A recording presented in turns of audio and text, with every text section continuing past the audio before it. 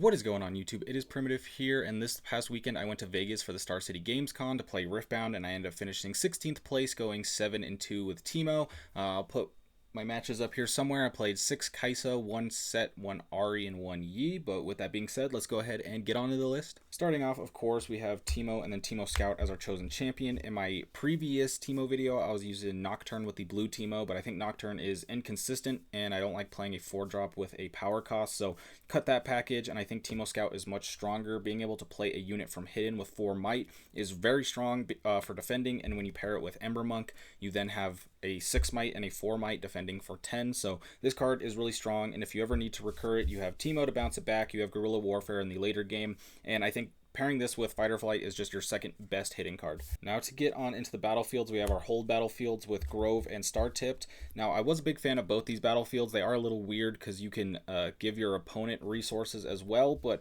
from what I felt, Star Tip Peak, your opponent gaining runes, a lot of the times isn't as detrimental as your opponent drawing cards, just because if you can gain the runes, it feels more powerful for the Mundo deck to be able to get to Mundo, ride the winds faster. So if my opponent got a couple runes throughout the game, it was fine as long as I was able to get a couple too. But if my opponent is drawing cards, it feels worse because then they are finding more answers and more options. So there's a chance that I will probably change this back to Zon Warrens. I do think you hold a lot, so having hold battlefields is pretty good, but the Grove, my opponent having access to it kind of bit me in the butt too much, so I think I will cut that. And then for the last battlefield, we have Bandletree, which is my favorite battlefield and the one that I used to start every match. For game 1, your opponent can't really take advantage of it, so it's a vanilla battlefield for them, and then in my opinion, your strongest battlefield, so it's really good to start with, try to get that game 1 win in, and so I would start with Bandletree. If I was losing and I knew I was going to go first, I'd play Star Tip Peak, so that way I could conquer, start getting those runes.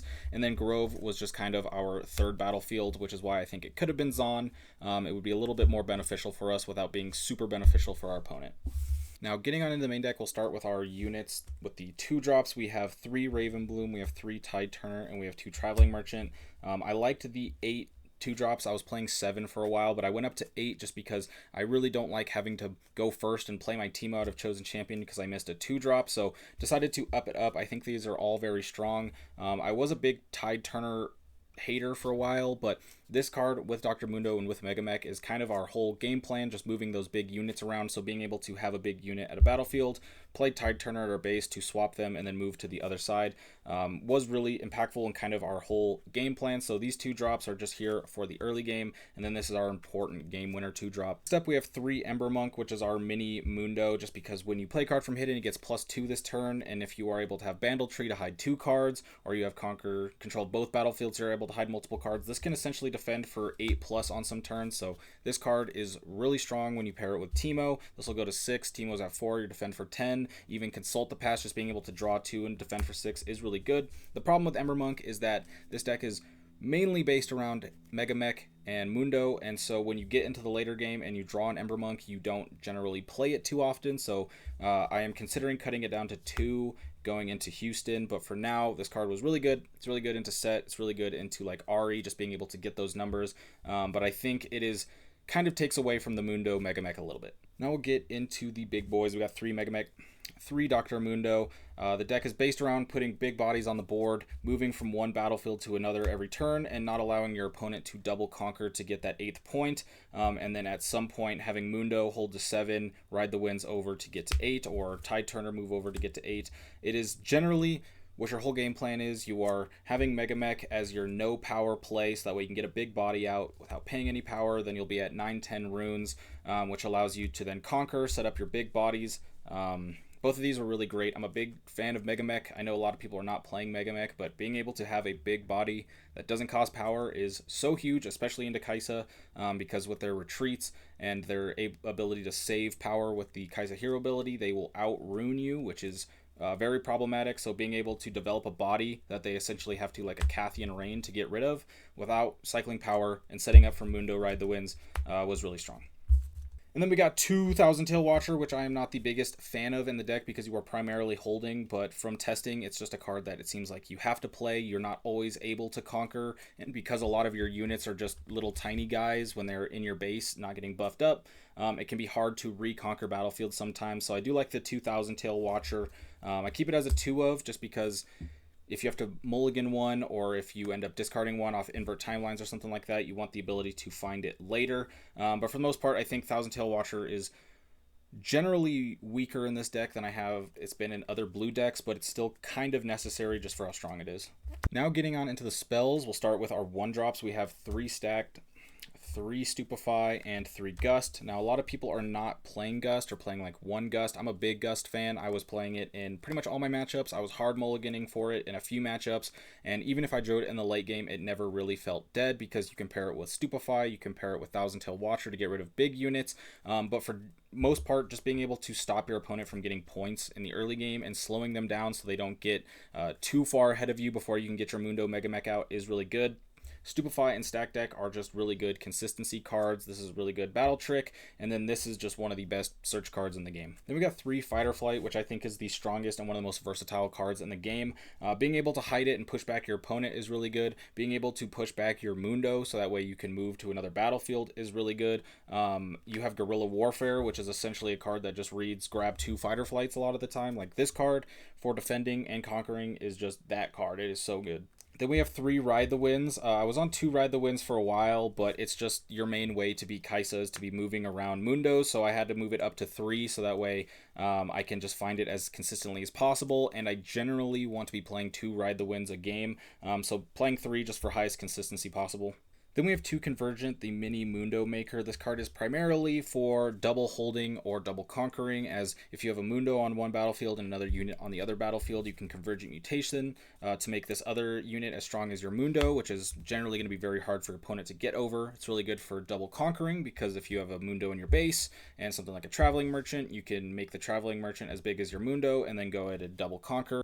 Then we have 1 Guerrilla Warfare, which is kind of like my least favorite card in the deck, just because sometimes it is very dead, but this being able to grab back 2 Fight or Flight, or be able to grab back Fight or Flight Teemo, is just too good to not play. I tested it at 2 for a little bit, but it's just too clunky. You don't need it that often, and with how many cards you can see in a game, I think just playing 1 is fine.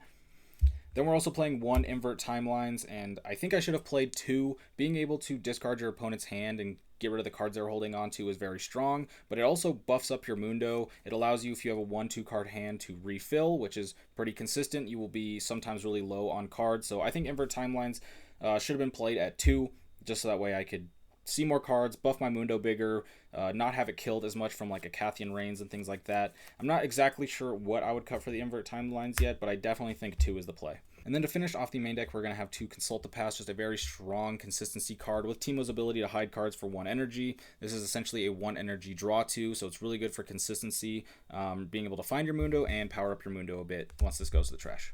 And then for runes, we have 7 of the Mind, and we have 5 Chaos. I think this is generally fine. You could go 6 and 6 if you feel like you're a little bit lower on the Chaos, but you very rarely are ever going to be at a point where you need to cycle purple runes or blue runes and then not have the amount that you need, so I don't really see a big reason to change this, but you could go 6 to 6 if you think that's a little bit better. There are 3 rebukes in the sideboard, so once you board in those rebukes, there's a little bit more of a purple power cost, but for the most part, you should never not have the runes that you need.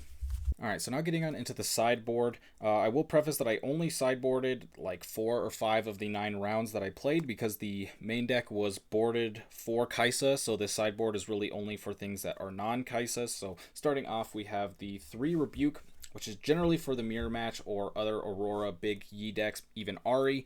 Being able to, at action speed, bounce things like a Dead Bloom coming off an Aurora, or being able to just bounce something that's been buffed by Ari because now you can't get over it. They played an On Guard and a Discipline. Well, you can just bounce it to hand. Unless they have Wind Wall, they can't really do anything about it, which is why I'm a big fan of this. I was playing Fading Memories as a way to pop gears or bodies, but having the action speed and having it so it can't be defied came in really big. I was really glad I cut the Fading Memories for the rebukes. Then we have 2 Smokescreen, which is pretty much just here for Ari. My teammate Jesse was playing Ari. We tested quite a bit. Felt like the matchup wasn't super great, and I also felt like the sideboard options weren't amazing either. So being able to have Smokescreen, which essentially negates 2 buffs in the Discipline or the On Guard, came in quite a bit. You can also board this into Set. You can board this into Aurora. I think this is the more flexible card. When we get into my last sideboard card, I'd probably cut one of them for a 3rd Smokescreen.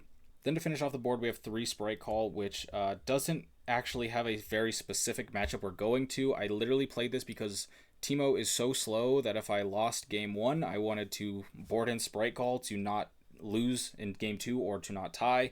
I don't have a lot of sideboard slots in this deck. It's very hard to take cards out for other matchups as I feel like they're all pretty key. So when I was down to 5 board slots and 3 that I didn't know what to fill with, I literally just decided to speed up my deck so that if I lose game 1 versus another slow deck, I don't just lose in game 2 and I can at least try to get to that game 3. And then in game 3 with the Sprite Call, since it's based off of points, being able to rush in points and try to get that win is really good. So it's literally just there to not lose in time. But that is the list I used to get top 16 this past weekend. I will have a link to the Piltover deck list in the description. But if you enjoyed, be sure to like and subscribe. I'll catch you next time. Hope you have a great day. Peace.